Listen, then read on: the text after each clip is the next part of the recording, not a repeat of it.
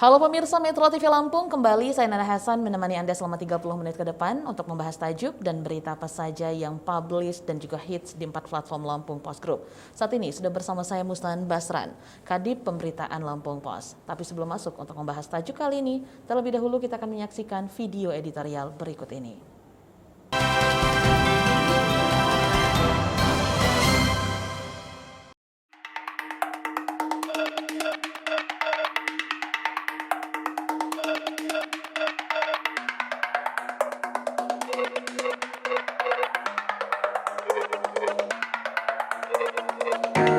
Jangan ada duka di tempat wisata. 6 orang tewas tenggelam di beberapa pantai dan tempat wisata di Lampung selama 2 pekan terakhir. Mereka yang sedari rumah berniat senang-senang malah menjumpai nasib malang. Pada Senin 31 Mei 2021, remaja bernama Dwi Santoso, 16 tahun, asal desa Palas Jaya, Kecamatan Palas, Lampung Selatan, terseret ombak di Pantai Ketang, Kelurahan Wai Urang, Kecamatan Kalianda. Di hari yang sama, Triono, 18 tahun, warga pesisir barat dinyatakan meninggal setelah tersapu ombak saat mandi di laut Pekon, Gedung Cahya Kuningan, Kecamatan Ngambur. Sehari sebelumnya, 2 bocah perempuan, ZM 6 tahun dan AN 10 tahun, tewas tenggelam di kolam renang Desa Sumber Gede, Kecamatan Sekampung, Kabupaten Lampung Timur. Pada 29 Mei 2021, musibah serupa menimpa polisi Bribka Heri Susilo, 37 tahun, yang ditemukan tewas di Pantai Kiluan, Kabupaten Tanggamus, ketika korban mencoba menolong anaknya yang nyaris tenggelam. Pada 21 Mei 2021, peristiwa naas juga terjadi di Pantai Selaki, Kecamatan Katibung. Bocah berusia 10 tahun ditemukan tewas tenggelam setelah terseret ombak saat berenang di tepi pantai. Kejadian-kejadian naas itu rupanya bukan hal baru. Di penghujung tahun lalu, seorang remaja putri dikabarkan hilang setelah digulung ombak di Pantai Sebalang, Desa Tarahan, Kecamatan Katibung. Belum lama lagi, jika mengingat kabar mengejutkan di pertengahan 2019, sebanyak 5 remaja tewas tenggelam usai terseret ombak di Pantai Sebalang, Desa Tarahan, Kecamatan Katibung, Lampung Selatan.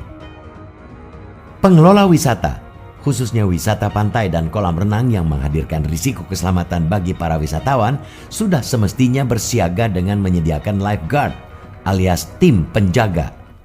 Mereka berkewajiban pula menyediakan obat dan fasilitas pertolongan pertama pada kecelakaan, juga memberi tanda-tanda pembatas dengan jelas. Mendapatkan jaminan keselamatan bagi para wisatawan adalah hak.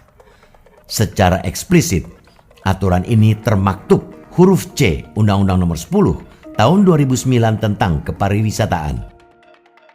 Menurut ketentuan pasal 26 ayat D, pihak pengelola pariwisata wajib memberikan kenyamanan, keramahan, perlindungan keamanan, dan keselamatan wisatawan.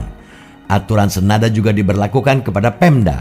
Menurut ketentuan pasal 23 ayat 1 huruf A, pemerintah daerah wajib menyediakan informasi kepariwisataan, perlindungan hukum, serta jaminan keamanan dan keselamatan kepada wisatawan. Pentingnya jaminan keamanan dan keselamatan para wisatawan ini juga bisa diukur melalui Undang-Undang Nomor 8 Tahun 1999 tentang perlindungan konsumen. Ya, karena wisatawan tak lain adalah konsumen dari sebuah usaha wisata. Menurut pasal 4 huruf A disebutkan, para pengunjung berhak mendapatkan kenyamanan, keamanan, dan keselamatan saat berwisata. Soal jaminan keselamatan wisatawan juga diatur dalam Undang-Undang Nomor 29 Tahun 2014 tentang pencarian dan pertolongan.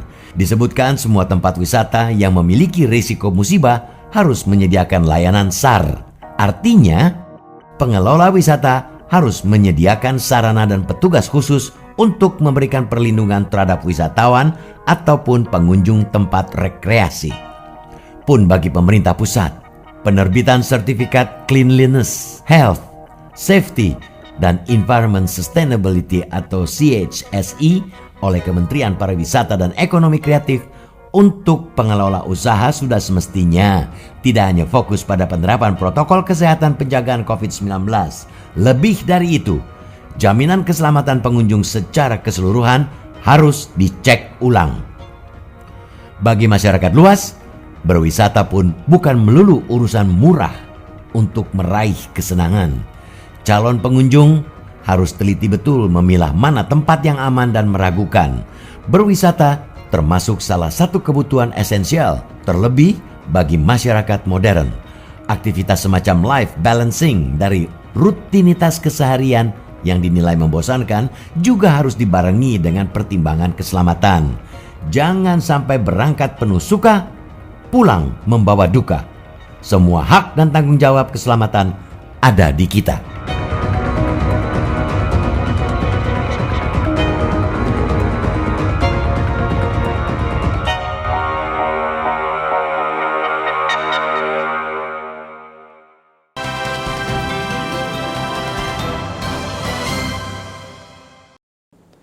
Oke Bang Aan, untuk tajuk Lampung Pos kali ini dengan judul Jangan Ada Duka di Tempat Wisata itu seperti apa Bang Aan?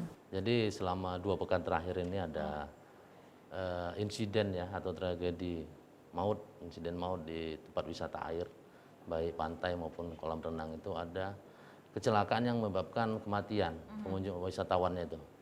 Jadi ke depan itu Lampung Pos memberi semacam tekanan atau solusi kepada pengelola maupun pemerintah agar jangan ada lagi duka seperti ini. Dalam 2 pekan 7 korban tewas di tempat wisata air. Oke, di pantai ataupun juga di kolam renang. Nah, seperti apa Bang Aan sebenarnya hak yang harusnya bisa wisatawan terima? Karena kan memang mereka berkontribusi untuk membayar, bukan? Betul. Jadi kan ada undang-undang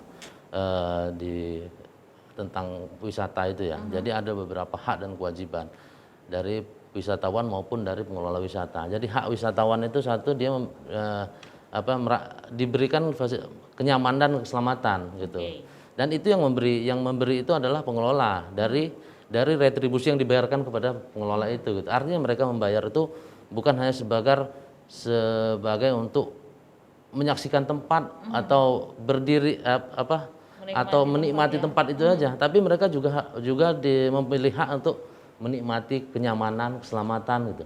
Dan ini harus dipenuhi oleh pengelola wisata dan itu ada regulasinya dan harus dipenuhi gitu. Oke, ini juga terdapat pada peraturan undang-undang. Betul. Itu Bang Aan. Nah, betul. lalu seperti apa regulasi yang sudah digulirkan? Apakah memang tempat wisata ini sama sekali tidak mengikuti peraturan ini Bang Aan sehingga terjadi seperti ini?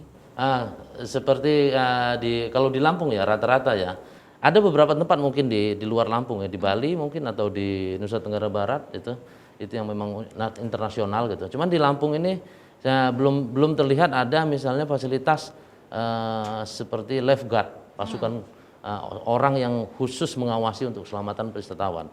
Itu mestinya ada. Jadi tidak semata dilepas-lepas begitu saja dan tanggung jawabnya diberikan kepada keluarganya, tapi harus ada dong lifeguard yang mengawasi anak-anaknya ini segala macam biar memang selamat gitu. Oke Bang Aan, tahan dulu penjelasannya, kita lanjutkan ya. Pemirsa Metro TV Lampung, kami akan kembali sesaat lagi, tetaplah bersama kami.